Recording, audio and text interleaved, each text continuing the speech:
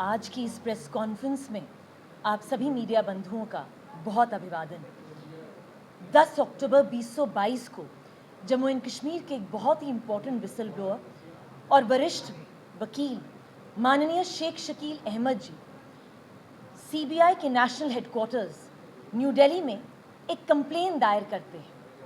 A complaint seeking registration of an FIR into the multi-crore scam tantamounting to 500 to 600 crore rupees in the Ayushman Bharat Pradhan Mantri Jan Arogya Yojana and Ayushman Bharat Pradhan Mantri Jan Arogya Yojana Sehat Scheme of Jammu and Kashmir।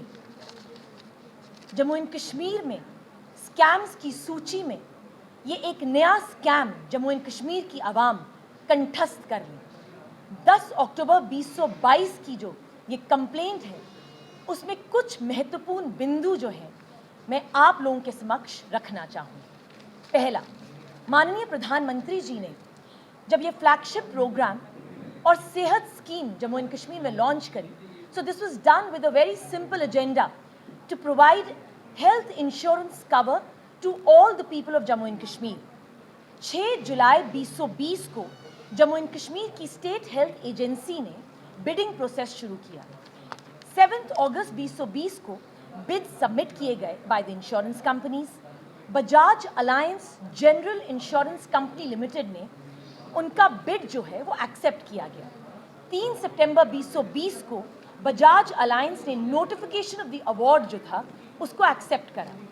25 दिसंबर 2020 को there was an insurance contract which was signed between Bajaj Allianz general insurance company limited and SHA Jammu and Kashmir. इस contract में कुछ important terms and conditions थी। One of the most pivotal clause was clause 27.3। 3 महत्वपूर्ण मुद्दे जो इस क्लॉज में रखे गए वो ये थे that the contract would be for a period of 3 years and the renewal of the contract would be every 12 months, and the service provider, that is the insurance company, cannot terminate the agreement or the contract unless and until State Health Agency of Jammu and Kashmir defaults in making the premium payment। मतलब जो state health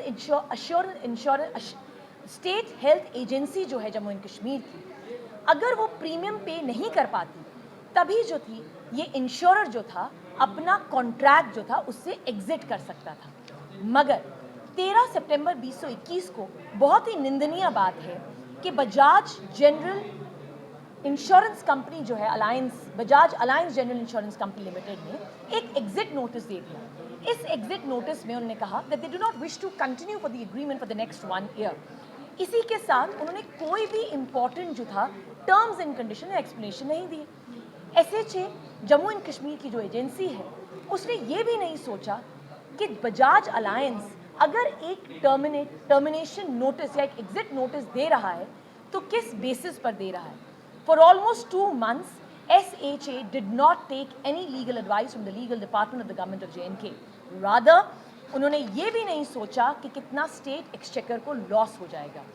इसके अलावा उन्होंने बड़े ही महत्वपूर्ण तरीके से 12 नवंबर 2021 को एक नई टेंडरिंग प्रोसेस को शुरू कर दिया। 3 इंश्योरेंस कंपनीज शॉर्टलिस्ट की गई, उनमें से बजाज अलायंस एक कंपनी थी। IFFCO Tokyo general insurance company को जो था लोएस्ट बिडर माना गया और फाइनलाइज किया गया। मगर 18 दिसंबर 2021 को without giving any reason and the reasons that were given वो एडमिनिस्ट्रेटिव, उन रीजंस के बेसिस पर यह डिसाइड किया गया ये पूरा बिडिंग प्रोसेस जो है कैंसिल किया जाएगा। सबसे हैरान करने की बात यह है कि बजाज अलायंस ने एसएचए जम्मू एंड कश्मीर के साथ एक स्टॉप लॉस एग्रीमेंट साइन कर लिया, एक अडेंडेंट एग्रीमेंट। इसके बावजूद कि पहला एग्रीमेंट जो था प्रॉपर्ली टर्मिनेट ही नहीं हुआ था।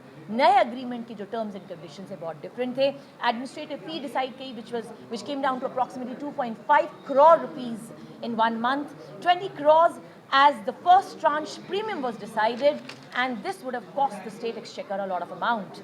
सबसे हैरानगी की बात यह है कि ये स्टॉप लॉस अरेंजमेंट जो है इसमें इंश्योरेंस पॉलिसी तो बजाज अलायंस ने दी ही नहीं, which is against the ethos of the Insurance Act as well as the IRDAI rules। अगर स्टेट हेल्थ एजेंसी जो है एक प्रॉपर तरीके से अगर वो सिलेक्ट करती इफ़को को, जिसको ऑलरेडी सिलेक्ट कर चुकी थी, या बजाज जनरल अलायंस के अगेंस्ट लीगल एक्शन लेती, तो जितना खर्चा स्टेट एक्सचेकर का हुआ वो नहीं होता। As per the RTI information, the amount of premium that was paid by the state health agency from December 2020 till 15th of March 2022 was approximately 286 crore rupees. The beneficiary units were increased, the state exchequer was looted, lot of amount was paid, criminal misconduct was carried out by the officials of the state health agency. अंत में मैं यही कहना चाहूँगी कि 10 अक्टूबर 2022 को एक complain जाती है, 19 अप्रैल 2023 तक CBI जो है इस कंप्लेन के ऊपर आराम से बैठती है और कहीं ना कहीं 19 अप्रैल को ACB जम्मू ब्रांच के पास ये कंप्लेन जो है फॉरवर्ड कर देती है। उसके बाद 24 मई 2023 को बड़ी ही हैरानगी और रिडंडेंट जवाब जो है कोर्ट में सबमिट करती है CBI and ultimately on the 30th of September 2023 ACB Jammu जो है अपनी स्टेटस रिपोर्ट सबमिट करती है। अगर आप वो स्टेटस रिपोर्ट पढ़ें तो उससे ये बड़े अच्छे ढंग से दर्शाया जाता है कि कहीं ना कहीं all the misdeeds of the officials of the SHA of Jammu and Kashmir and the other officials who involved of the Jammu and Kashmir government, उनके मिसडीड्स के ऊपर पर्दा डाला गया है।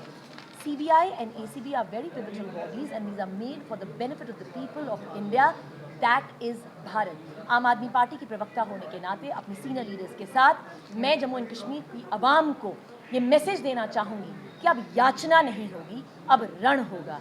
चाहे वो रण पंचायतों से शुरू होकर असेंबली तक पहुँचेगा।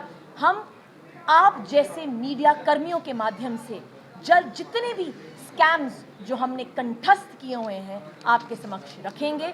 और अंत में मैं LG